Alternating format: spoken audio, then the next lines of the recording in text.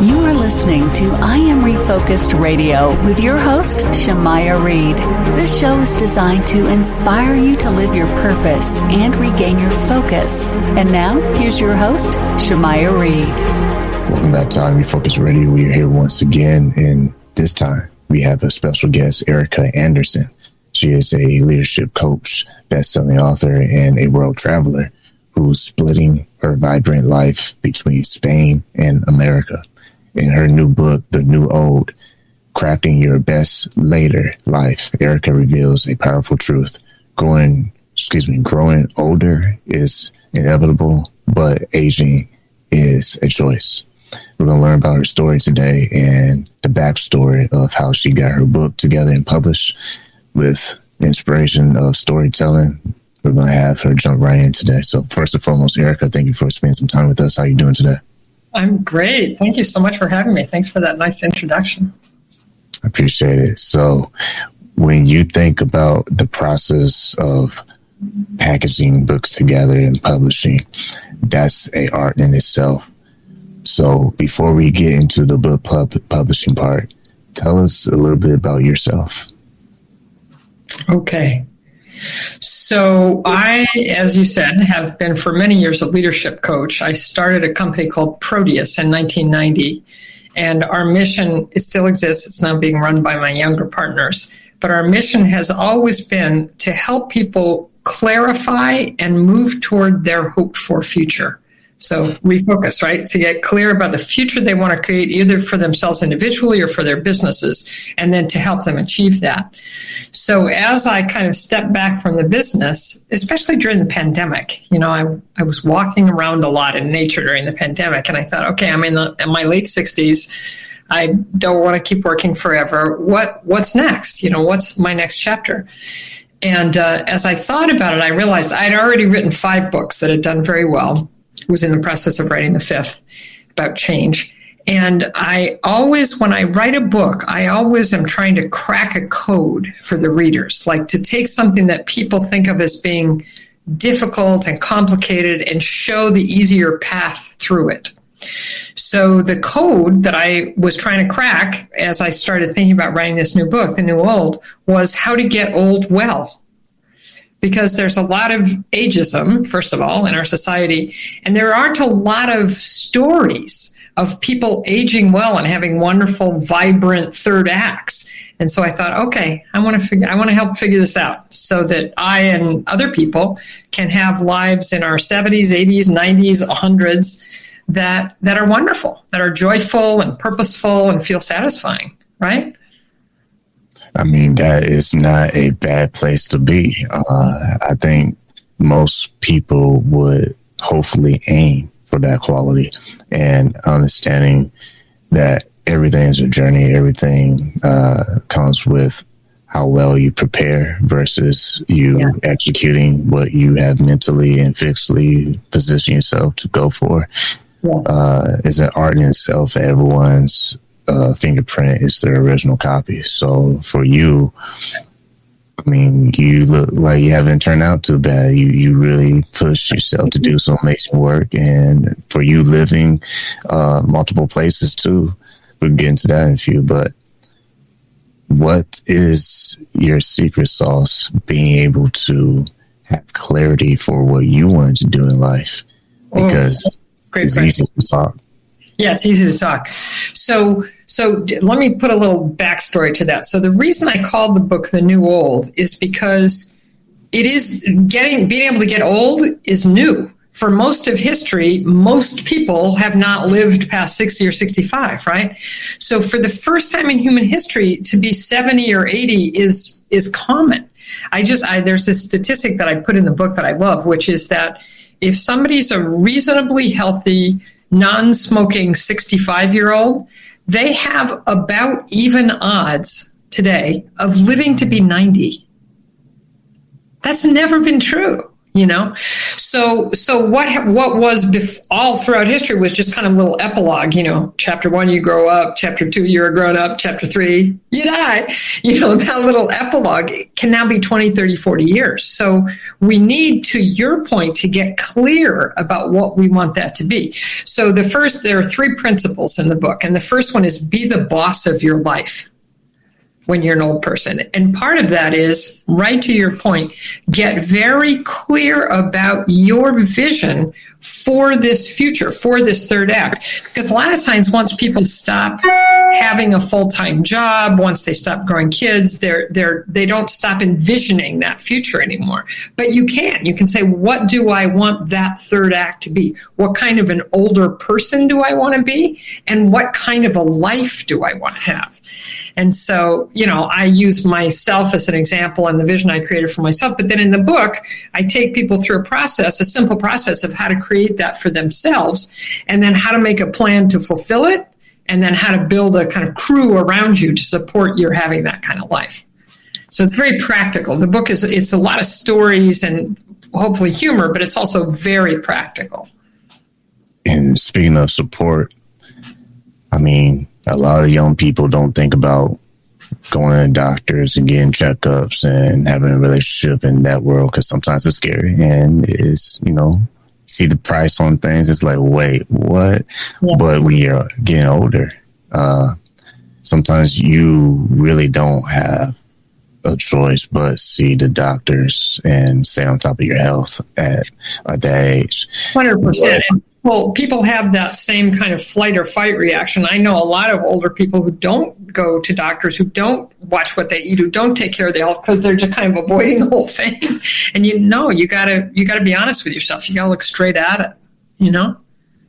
I was going to ask, what has been your experience being able to manage all these different projects, still growing up gracefully and having the energy? Because I'm listening to you, it's like, wow, I need to wake up a little bit because you have this massive energy about you.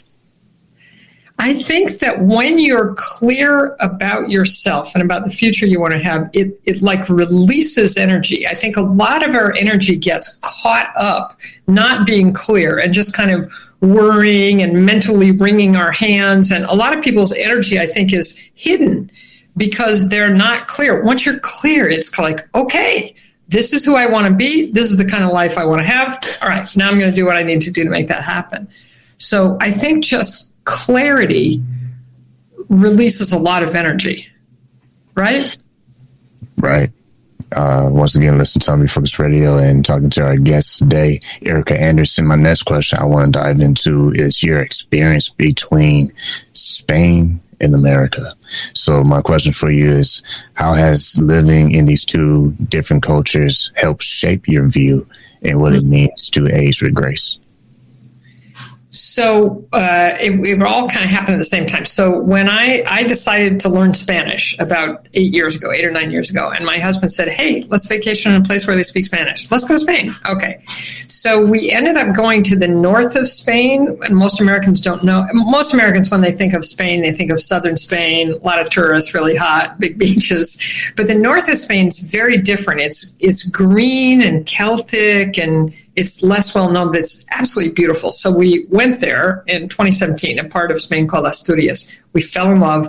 We went back every year. A couple years later, we invited our kids and grandkids, and we just kept going back. And then the more we were there, and as I was at this time both of us working on our visions, we realized that culture was much more aligned with the kind of older life that we want to have. Spain, just to start with, Spain had the life expectancy in Spain is 5 years longer than the life expectancy in the U.S. And a lot of it is because they have this culture that really supports older people and keeps them connected with their families and with society. And, older people are important there, and people depend on their wisdom, and it's just very different than it is in the States. And so that really appealed to us. So finally, I ultimately ended up getting a digital nomad visa. I think I'm the oldest digital nomad in Spain. And so we live there most of the time. We live there about 9 months a year. And it's that feeling of, oh, this is aligned. this feels like aligned with and supportive of the kind of older life that we both want to have. We come back 2 or 3 times a year to see our kids and see our grandkids and do this and see our friends. But Spain just feels much more like, when I say aligned, it's just like lined up with who we want to be. And not to get off topic, but I can imagine the food experience in Spain is something interesting to talk about. Not to make people hungry, but have y'all found a favorite spot that you like to go to in Spain? Oh, it's spectacular. In fact, our city where we live, it's a city called Oviedo in the north of Spain. And last year it won they have a prize called the Capital Gastronómica de España. It's like the city that has the best food in Spain, and they pick one every year. And last year they picked our city. So it's hard not to find a good place to go out to eat, When you think about family, you mentioned about inviting your family, grandkids, and have them to experience what you and your husband recently experienced. How important is it for people to be exposed to different experiences when it comes to culture or just traveling? What do you believe that kind of does to a person's mind when they are able to reach out like that? That's a great question. I think it's really important. So the third principle in the book is get good at change. And I talk about how, when younger people a lot of times think older people's lives are kind of stagnant and unchanging, like nothing happens. So far from the truth. There's so many changes that happen when you get old. I mean, people you love die. You might get sick. Your kids move away. All these things happen. And you don't really have any control over it. So I talk about how to get better at going through change, necessary change, kind of change that's imposed upon you. But then I also talk about how important it is for your energy, for your brain, for having a great life, to put yourself into experiences of change, to learn new language. Like, I learned Spanish in my 60s and 70s, learning a whole new culture, learning a whole new place. I think putting yourself into new experiences is one, it's kind of, your brain works great when you're 70 or 80 or 90 if you keep using it. So exposing yourself to new ideas, new experiences, new languages, new cultures is wonderful for your brain. And it's the thing you need to do if you want your brain to stay good. So I feel like it's super important to and it can be anything. It doesn't have to be moving to Spain and learning a whole new language. It can be doing Sudoku or learning a new, learning to knit. You just have to keep yourself fresh. And that really helps create a great older life. Don't ask me why, but when you said the word fresh, I thought about a loaf of bread. And you know how this expiration date on that and it's not fresh. That kind of tees up the next question is, for those who are aging and things are not as fresh as they would like it to be, what would you say to someone who maybe find themselves into that negative, vicious cycle of talking, with frustration and bitterness or just... Oh my God, you're setting this up so well, Shri. So the second principle, the only one I haven't talked about in the book, is master your mindset. And it's precisely what you're talking about. It turns out, and you know this, we have so much control over how we talk to ourselves. And it turns out that how you talk to yourself, your belief set and your mindset about aging, is the single most important factor in terms of how long you live and how well you live. In fact, there's this fascinating study that the Yale School of Public Health did starting about 25 years ago. They took about 800 people and they asked them a bunch of questions, true and false questions, to see what their attitude was about aging. Was it positive or negative? Like one question was, old people are a burden on society, true or false? Well, if you say true, you have a pretty negative attitude about aging, right? So then they just divided those 800 people in terms of their positive or negative attitudes. And then they followed them. They just followed their lives for the next 23 years. And it turns out that just having a positive attitude toward aging increased those people's lifespan by an average of 7.6 years. 7.5 years.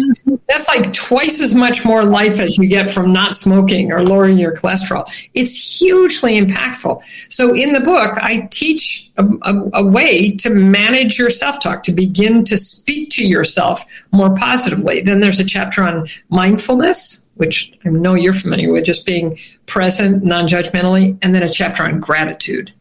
Because it turns out that if you can create a little gratitude practice, even if your life is difficult, it's hugely powerful. I use in that chapter, I use the example of my brother David, my older brother who died 4 years ago. And he had rheumatoid arthritis for many years and was just valiant in working against it. But then he got cancer. And he had chemotherapy, and it cured the cancer, but it killed his body, which was already weakened, you know. And he was I have such admiration for him. He was grateful for his life until literally the day he died.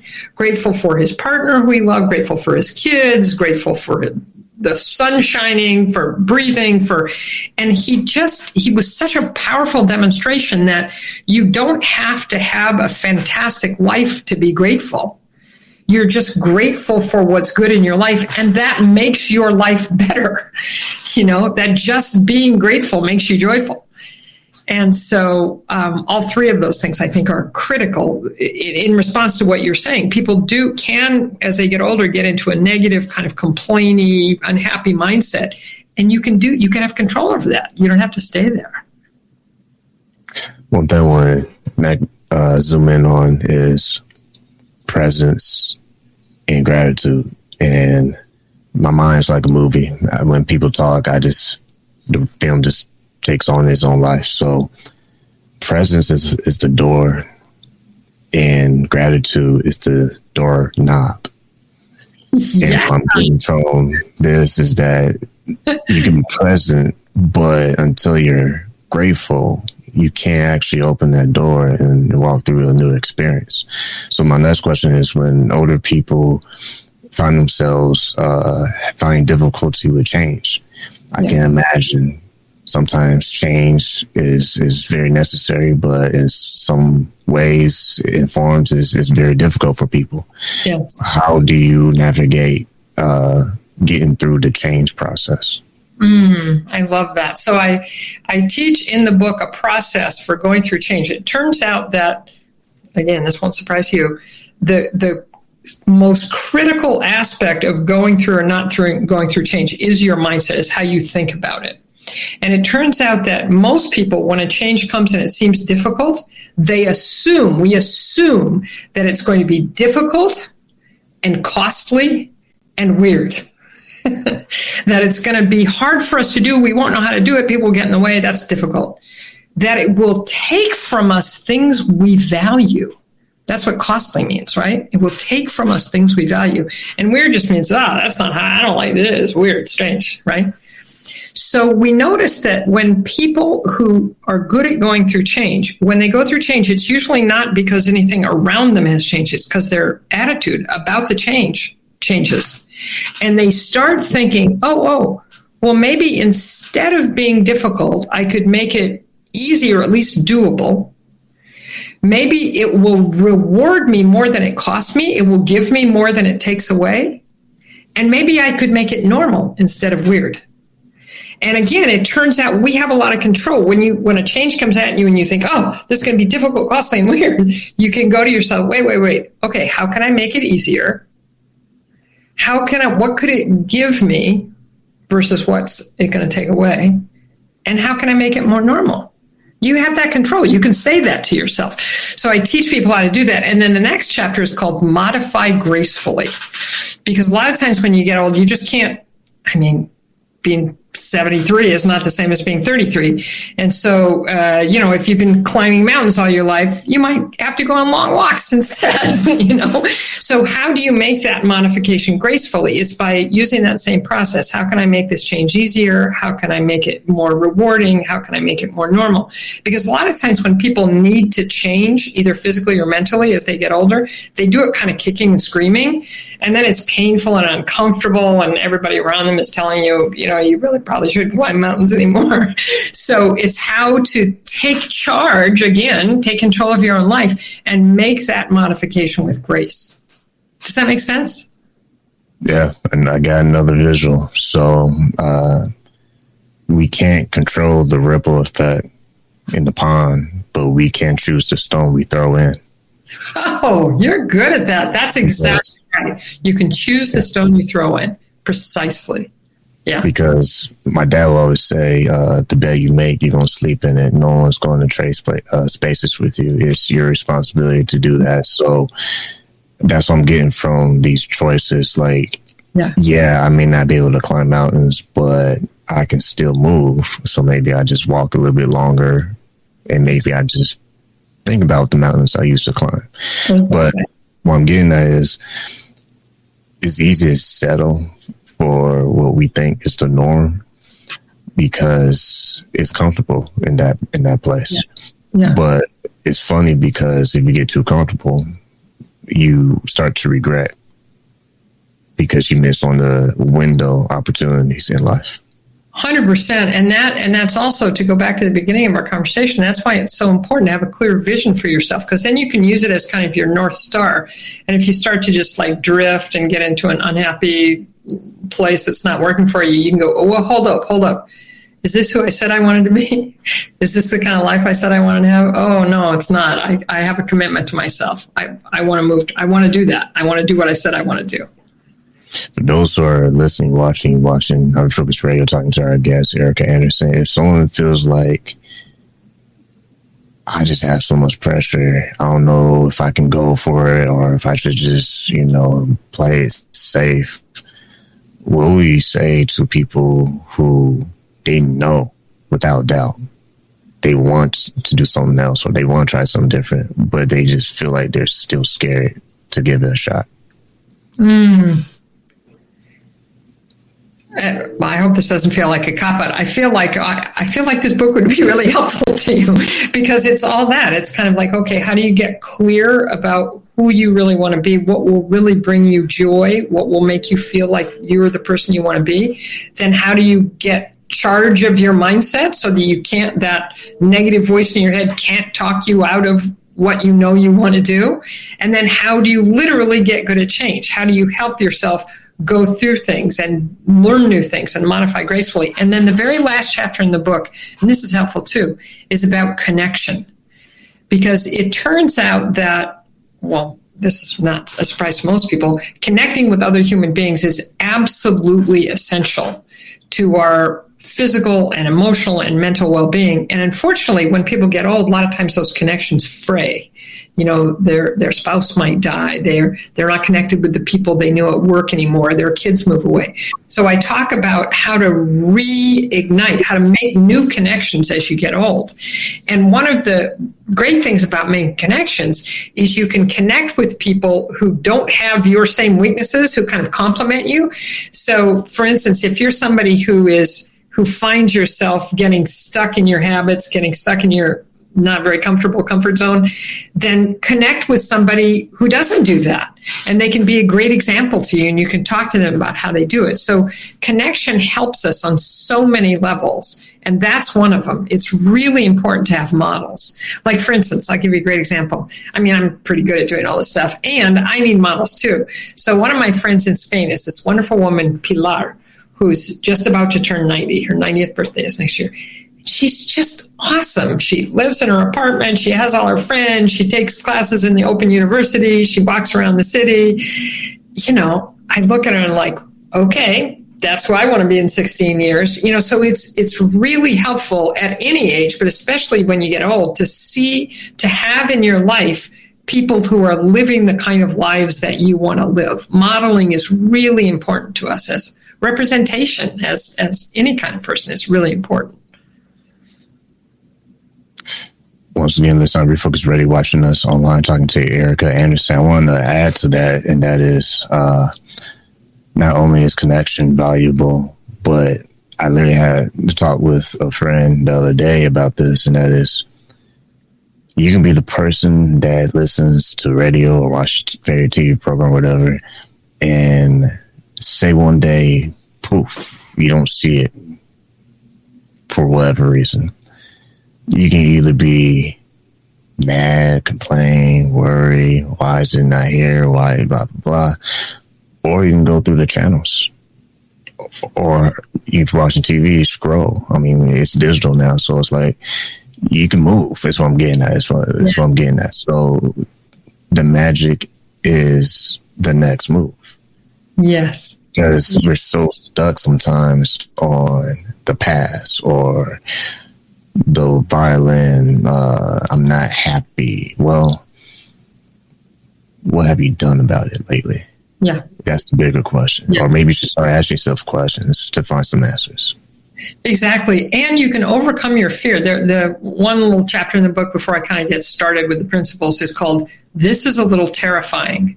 And it's because there is something terrifying about being old. You're going to die. You're going to die sooner than you've already lived. You know, you have 10 or 20 or 30 years. You don't have 100 years probably. And so in that chapter, I go through, okay, so how do you face your fears? So, because a lot of times people they're afraid of things and they just avoid looking at them. So it's really helpful to name it. What am I afraid of? What's the worst that could happen if this fear came to pass? Okay, what can I do to work against that? And then do that. I mean, you can be kind of practical about facing your fears. And I think that's really helpful to know, because sometimes people get so overwhelmed by their fears. It feels so terrifying and risky that they're just like mentally go into a cave, you know, but no, you can face it and you can move through it. Time doesn't wait for no one, is what they say. Whether it's this show at the land of plane or if it's getting older in life, time just keeps going with or without us. So with that said, if you're watching us right now or listening, go get a copy of the book, The New Old, Crafting Your Best Later Life. We're talking to Erika Andersen. If people want to get this book, what's the best website they can go to learn about your resources? They can get the book on Amazon or IndieBound or anywhere. It's for sale anywhere, and it's paperback, hardback, audio, which I recorded, Kindle, so they can get it in any format. And if they want to find out more about me, they can just go to my website, which is erikaandersen.com. Easy. But there you have it. Once again, been talking to Erika Andersen. Like always, want to say thank you for your time. Thank you so much. You're really good at this. This was very fun. Thank you.